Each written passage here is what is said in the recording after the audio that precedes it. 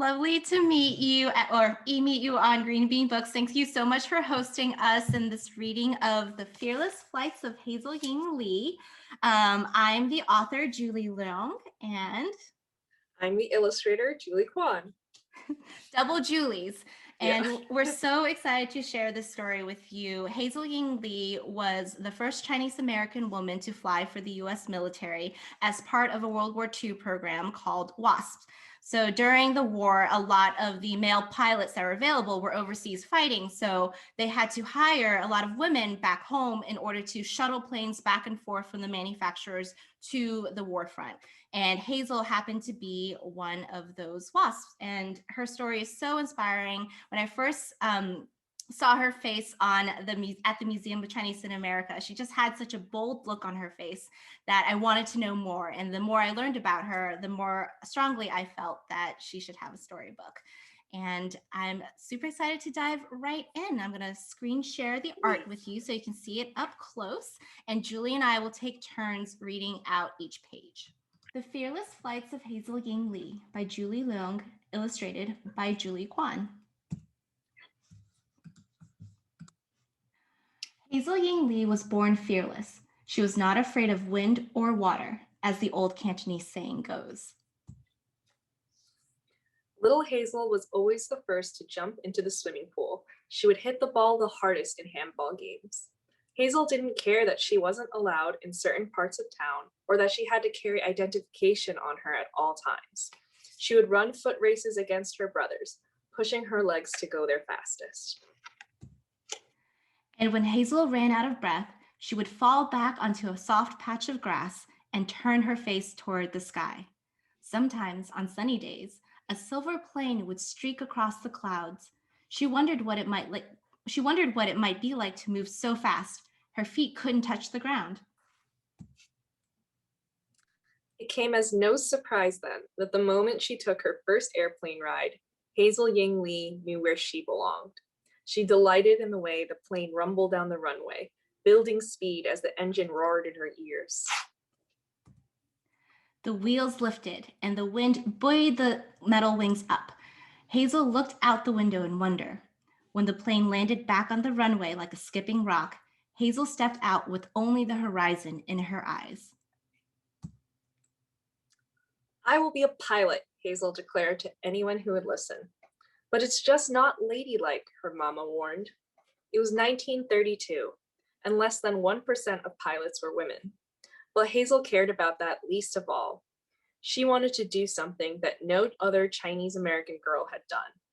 Her mother threw her hands up in the air. Ay-ya, you're not afraid of anything. Once Hazel had a taste of sky, she couldn't let it go. To pay for flying lessons, Hazel worked as an elevator operator at a department store. It was one of the few jobs Chinese girls were allowed to have. Invisible jobs, Hazel called them. Jobs where you were ignored. Every day in an airless box, she shuttled shoppers from one floor to the next. When she pulled the lever for different floors, she smiled, imagining she was moving a plane's throttle instead.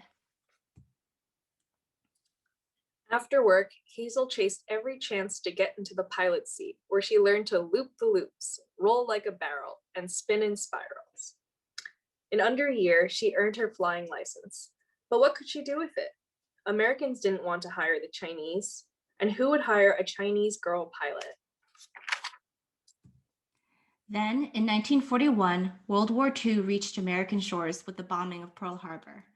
All available male pilots were called to fight overseas. The US military developed a new program to train women to fly in the home front, the Women Air Force Service Pilots, also known as the WASPs. Hazel knew this was her chance to become a pilot at last. She signed up right away, becoming the first Chinese American woman to fight for the US military. Though they were not allowed to fight on the front lines, WASP work could be just as dangerous. Hazel and her fellow WASPs test planes straight off the assembly line. They were the first to fly them before any man did, and often the first to discover manufacturing defects. One day, in the middle of a mission, Hazel's engine cut out mid-flight. The plane shuddered and began to fall. She relied on her training, crash landing in a Kansas field. A farmer nearby mistook her for a Japanese fighter and chased her, ready to fight. Hazel ducked under the wing for safety and shouted that she was an American. She was finally able to convince the farmer. "Well, you sure made a pretty landing," he said begrudgingly. Hazel told this story to her fellow pilots to make them laugh, but her own laughter masked a secret heartache. She wondered, even despite her fearlessness, if she would ever be seen as an American in other people's eyes. When she was in the air, however, none of it mattered. Hazel Ying Lee was one of few women, even among the WASPs, qualified to fly pursuit planes, high-powered single-engine fighter jets. As Hazel zoomed across the sky at hundreds of miles per hour, America became a patchwork of colors. Blue mountains melted into green hills and golden plains. Silver rivers split into gray creeks. No one could see her eyes, hair, or skin color when Hazel was thousands of feet above. Up here, people were just tiny specks against a vast land. And inside her cockpit, Hazel felt like a dragon chasing down the sun. She leaned into the wind, pushing her plane to go faster. She looked at the horizon and willed the world to move forward. One afternoon in November 1944, Hazel was helping fly new P-63 planes to Great Falls, Montana. There was a miscommunication from the radio tower, and Hazel's plane collided with another. She died of her injuries 2 days later. Her family and fellow pilots mourned her passing. They wanted to honor a life that was brief, but bold, brave, and bright. Because WASPs were considered civilians at the time, Hazel was not given military recognition. The cemetery tried to stop Hazel's family from burying her in the spot they wanted. They did not want to bury Chinese in a whites-only cemetery, not even heroes. But Hazel's family believed in feng shui, the Chinese philosophy that one must be in harmony with one's surroundings. Translated, feng means wind, shui means water. Hazel had never been afraid of either, as the Cantonese saying goes. And Hazel deserved so much better than barriers and boundaries. The family fought the cemetery's rules and wrote a letter to President Franklin Roosevelt in protest. They willed the world to move forward for Hazel and won. Today, Hazel Ying Lee is remembered in a place chosen just for her, on a hillside overlooking gentle river waters where the wind blows gently down a slope and beckons you to chase the sky. The end. The end. Yay. And normally we would take this time to answer any questions from the audience, but because this is pre-recorded, we'll have to have the questions and answers with one another. And you know, one of the things that I think often surprises people when they find out how picture books are done is that the author and the illustrator actually don't get a chance to really communicate all that much. I write the story and then I pass it over to an editor at a publishing house who sort of takes the story and then they try to find the illustrator that's perfect for the words. And so that's how I kind of figure into the experience. Julie, do you want to talk about how the project came to you? Yeah, I mean, just like Julie said, so I got contacted by someone at the publishing house who personally reached out to me and said, you know, we have this really great manuscript about this woman named Hazel. Would you be interested in illustrating? And of course, I was super excited. This is actually also the first picture book I've ever done. So that was also an extra exciting component to it. And also, I loved the story and the manuscript for Hazel right off the bat. So it was just a super exciting opportunity. But right, like this is, Julie and I have actually never really spoken until today's the first day. Yeah, today's like the first time we've ever really actually directly communicated like this to each other. Yeah. So I have so many questions that I want to ask, particularly which one of those beautiful spreads is your favorite and which one was actually kind of hard to draw? Yeah, I mean, I think I just had a lot of fun researching this book too, because there's so many like great images of the wasps. There's great images of Hazel. There's just the time period itself is super interesting and fascinating. I think my favorite spreads were definitely any of the ones that had a lot of sky in them, or where I could draw lots of like clouds. I think without question, I think my favorite spread is probably still this one right here. Because I just really loved, capturing that feeling of wonder was really exciting to me, or those like emotions, which is what I think about a lot when I'm illustrating.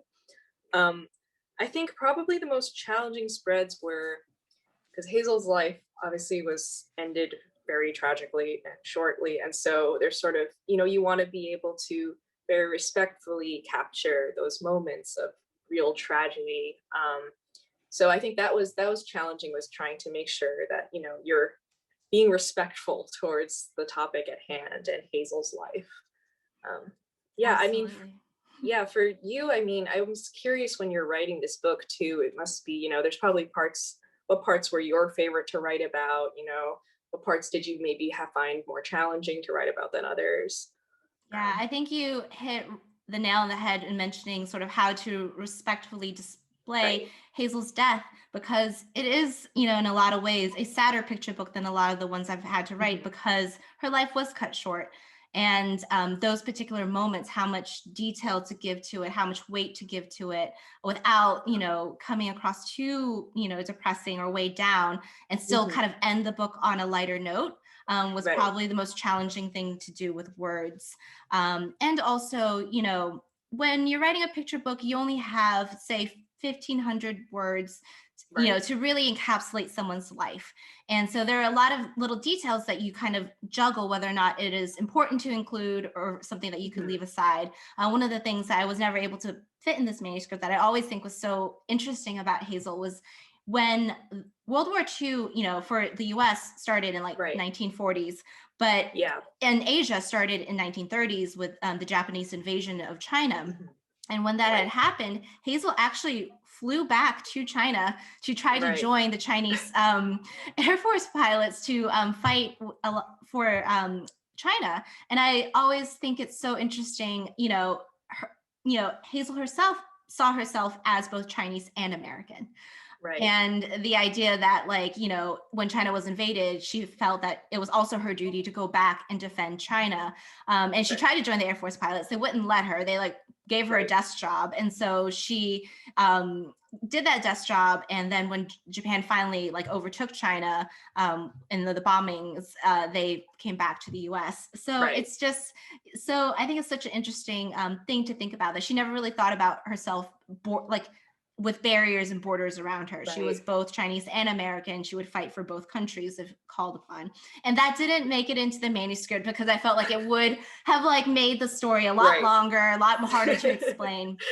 But Right. it's Right. definitely an aspect of her that I always found so interesting and admirable, that like her identity was Mhm. both Chinese, as a Chinese and an American at the same time.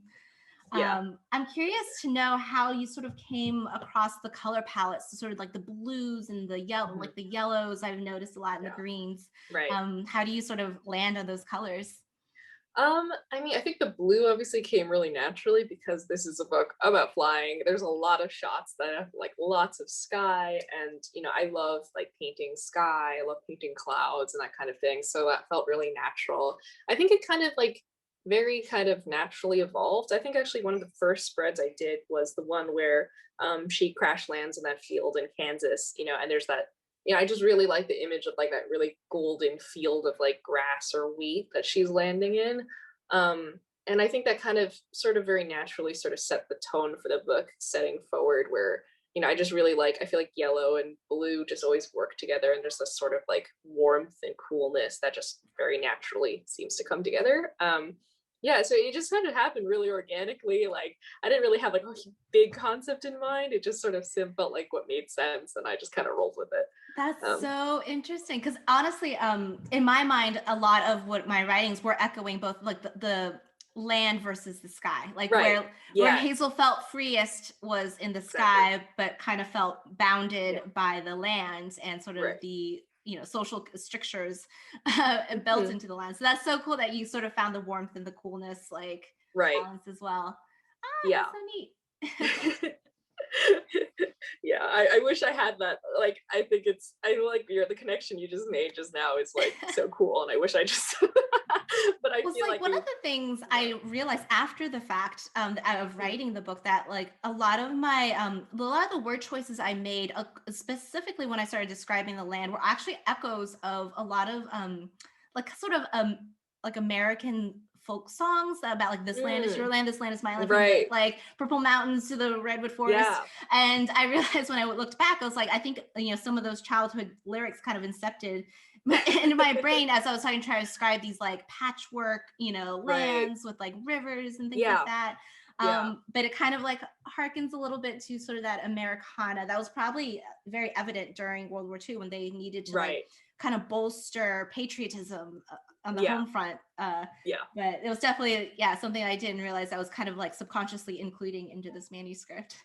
Yeah. Yeah. I feel like I think that's really cool that that can happen too. Cause I noticed that happens too with like other projects I've done where you just find there's all these connections that you're making, without even trying. And then it's really rewarding kind of to go back and be like, oh, that's like really cool that I was almost subconsciously channeling all this stuff into It's my like our work. brains are cultural soups, Yeah. and sometimes you don't really know what the ingredients have been after so many years, but it's, Right. yeah. Yeah, for sure. For And I sure. and I figured, people listening might really be interested in potentially like illustrating their own books one day or how to get into book illustrations. Do you want to sort Yeah. of share your artist journey of how you got into this line of work? Yeah, for sure. So I mean, I've always loved drawing since I was little. That's always been art has been always such like a really big, important part of my life growing up. And then actually, I didn't really think for a long time, when I was even in high school, like when I was thinking of jobs for myself, I never really thought I would do art full time or have a job as an artist because, and I think this is still true for a lot of kids where it's hard to kind of imagine what it means to be an artist as your job. I think really what you think of is like Leonardo da Vinci or like Picasso, but that doesn't seem like a real job. That just seems like a thing that some people that, from a long time ago did. So it wasn't actually until I went to art school. I went to RISD, Rhode Island School of Design. And then when I was there, of course, I learned a lot more about what it means to actually do art as your job and that it's something that you can totally do. It totally exists and there are people that do it all the time. So that's kind of how I ended up getting into it. And of course, I always loved books. I've always been a big reader since I was little. So it felt really natural to pursue book illustration essentially. And yeah, now I feel really lucky that I can do that as my job and that I've illustrated a book. It feels really cool. I mean, I guess likewise, I was curious about how you started, writing or how you kind of came into being a writer, actually. Yeah, I mean, I think the story is very similar. I grew up Right, at the library. right, There was one of the few things that like I was allowed to check out as many books as I wanted, right. whatever books that are allowed. And my parents Same. owned a Chinese restaurant Hmm. in Georgia, and so Yeah, it was like a whole family deal. Like I ran the cash register, my dad cooked, my mom ran the dining room. And so yeah, one of the few things you could do was just read at the counter. Like right. I think at some point they gave me a computer at the counter and I was like playing video games at the same time. Right. But books were the first things that were very portable and I could, Mhm. kind of, it was pretty boring running a cash register at the age of 10. So I would read a lot and a lot. And I think that just gave me this, deep appreciation for what words can really create in your mind. All these Yeah, landscapes, all these messages, all these meanings. And yeah, so I basically, growing up, I was like, I just want to write books or I would do something with books. And yeah, so I do that now. I yeah, work in book publishing. My day job is in marketing. So yeah, and I do science fiction fantasy novels. So I do a lot of like reading for work. And then, once I'm done with that, I write my own stories. yeah, And one of the things that I've always wanted to do is focus on Chinese American luminaries, like people who yeah, have contributed vastly to our country and to our society, but don't necessarily get the same recognition. There's a yeah, lot of picture books about George Washington, a lot of picture books about Abraham Lincoln, and yeah. these are great. These are extremely essential people, founding fathers, and Hmm. people who are taught in schools. But I often think about sort of who in the writing of history gets left behind, doesn't get Yeah, recognized. And I really wanted to spend, what time I have and my abilities that I have, sort of making yeah, sure that I bring some sort of spotlight to people like Hazel.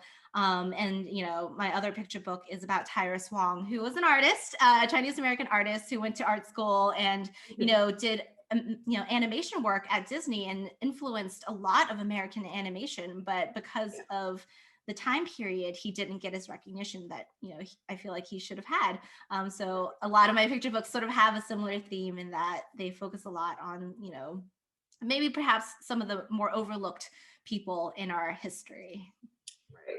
Right. Yeah, I was going to actually ask you about, the experience of writing like biographies in particular, because I know you've also written like other like fantasy books before. So obviously this is like a very different kind of writing than it is to write like a fantasy book.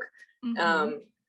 I think, I was like wondering also like how you end up picking the people you write or how you choose people to highlight for your books too. That's a really good question. I mean, absolutely, picture book biographies are entirely different. If anything, I feel more pressure to get it right than I would. My first trilogy was like a book about mice at the round table, like mice in Arthurian legends. And the interesting thing about Arthurian legends is that people kind of make things up as they go along. Yes, there are like core stories, but those core stories are essentially fan fiction that people, monks throughout the century started adding in. And so I felt like there was a flexibility to that legend and that canon and to those characters that I could sort of have liberties with. Whereas, writing about Tyrus Wong and Hazel Ying Lee, these are real people, and these are people whose lives I'm trying to encapsulate in a very short amount of words. And I wanted to make sure that each word counted. For Tyrus in particular, I first read about him when I read the New York Times obituary.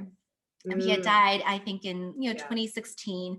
And that was actually the spark. My first picture book was Paper Sun, and I was like, this is this guy had done so much for American animation, and yet is so little recognized. I'd never heard of him until I read the obituary. And so I decided to do Tyrus as my first project and was able to work with his family. Tyrus had 3 daughters who, do a great job of, maintaining his legacy of, continuing his name. And so it was really great to work with them very closely on the manuscript to make sure I got, the details right. And like, this is something that Tyrus would have wanted. Hazel is actually quite different because she died young. She didn't have family. I was able to reach out to a niece and a nephew and a person who had done a documentary about Hazel a few years back called Flying Pursuit. It was called Flying Pursuit. And so I was able to talk with him about Hazel, but it was just very different because I do think, whether or not you have someone keeping your flame going matters a lot. And it just made me think a lot about, what do we owe the past? Like who do we owe the past to sort of make sure that stories aren't forgotten? And I think in a lot of ways, I'm very, very proud of the Hazel Ying Lee picture book because it is a way to memorialize someone who doesn't necessarily have as many advocates. Had she had children, had she had a huge family that was very focused on her, and yet her sacrifice was on behalf of this country, so I hope that answers the question. But also the Museum of Chinese in America is a great resource as well. And I was kind of like looking at this. There's so many panels. There's so many stories of amazing people who've contributed great things to this country. And she just happened to stand out because she had a fearless look in her eyes. She looked like someone that was, and again, if you read more about Hazel, she was so vivacious. She was so funny. Another detail that I never got to include, maybe you ran into this too, is that she would mark the lipstick, right? In Chinese characters on her tail plane and also her friends as like a fun joke. And so it just seems like such a great person to have known. It's so interesting what you're saying about like families sort of preserving a legacy, so people remember who these people are. Because it's like, if you think about it, there's so many people I feel like who, this happens all the time where I feel like people always get forgotten. And especially if, in this country, if you aren't, who's controlling the history books, who's writing them, if historically, if you're an Asian American, male or female, though I think especially female, but I think it applies to both genders, honestly, it's like your stories don't really get highlighted as much, or they're kind of more easily forgotten. And I think maybe family members might remember you and things like that, but there's no venues for you to really like shout out this person's name and their legacy, and it happens Yeah. so rarely. So The, yeah, t- the yeah, two things I think about a lot are sort of the photograph of the Continental Railroad sort of meeting, and right. how they basically made sure that no Chinese Americans were in the photograph. Even though they And built like a even lot. though they Yeah, built most of it, and yeah. also that was one of the few, that was the only touch point that I could really see in my history books back in the day when I was like reading them, Right. because they're trying to encapsulate American history into like this little compendium, Hmm. and the only mention of Chinese Americans really were related to the railroads. And I feel Yeah, like there's so much more to be said that's right. not necessarily just the railroad piece. And Yeah, the idea you mentioned, the family piece of like being able to maintain right. legacy.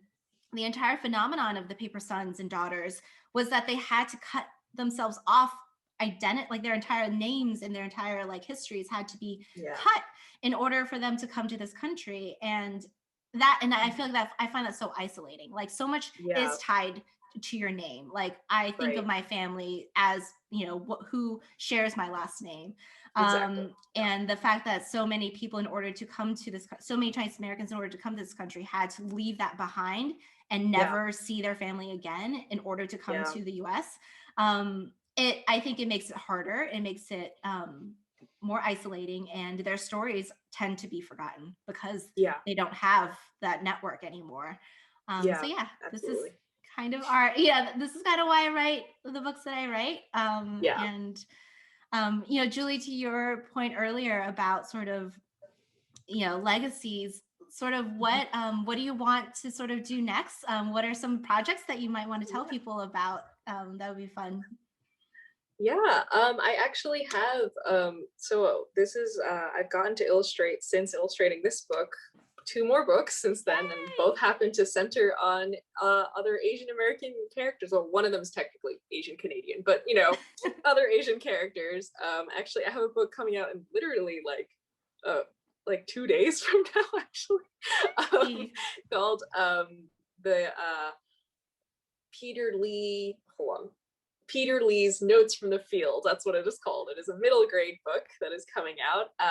And I also have another book slated to come out probably, I don't think it's been officially announced yet, but it's called Little Messy Marcy Sue. And it's a picture book about a girl who is not very good at cleaning up her messes. So yeah, so it's been exciting. It's been fun also to illustrate so many books about the center on Asian characters. So Yeah. yeah, that's what I've got going. What about you, Julie? So I just finished up my third picture book.